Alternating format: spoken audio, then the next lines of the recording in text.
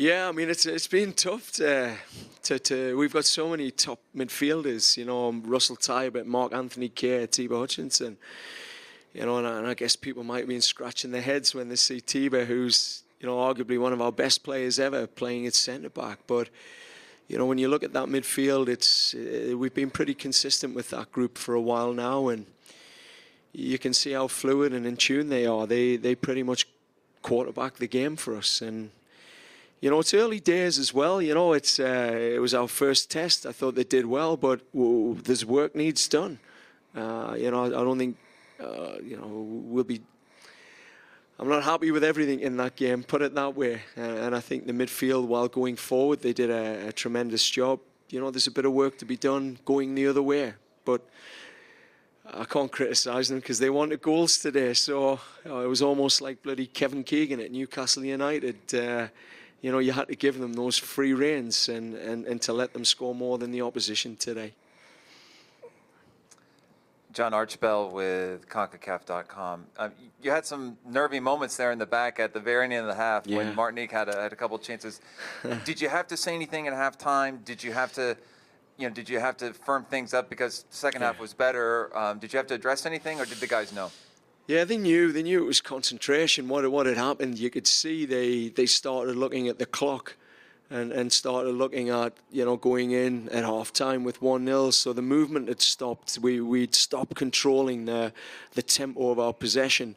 That was a bit disappointment, but it'll be a learning for them. And I think they know we've just got to stick to our identity, and it'll take care of itself. So at half-time, I think they knew, but what I shared with them at half-time was just the things they'd done really well. I thought they'd nullified a lot of the threats that Martinique, we thought tactically would bring, and we just had to clean up the transition. They started to leave a lot of players in the gaps behind our fullbacks, so there was just a bit more awareness of that moment.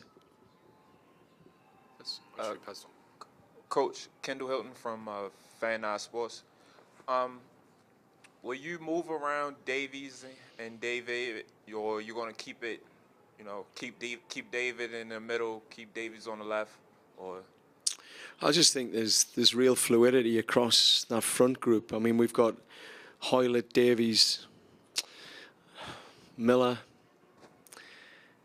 Yeah, I mean, I could start with any of them, I think, and play them left, right. I think obviously David's got more flexibility of playing in the middle and out wide. He's played both those positions in the last 6 games. So again, that's what I like about Jonathan. He's got a real flexibility to his game because his IQ is so high. His tactical IQ is very high. Good. You face a very different test in the next game. Your thoughts on that, and kind of how you approach the last 2 games in this group?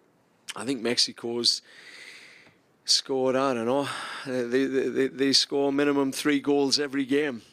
You know, that's under Tata, that's been the trend. So, you know, I think there's a genuine reality check when you come up against a team that's so prolific. We have to give that some real attention. I think that's part of it. But at the same time, I think the Canadian DNA in these matches has been typically to defend.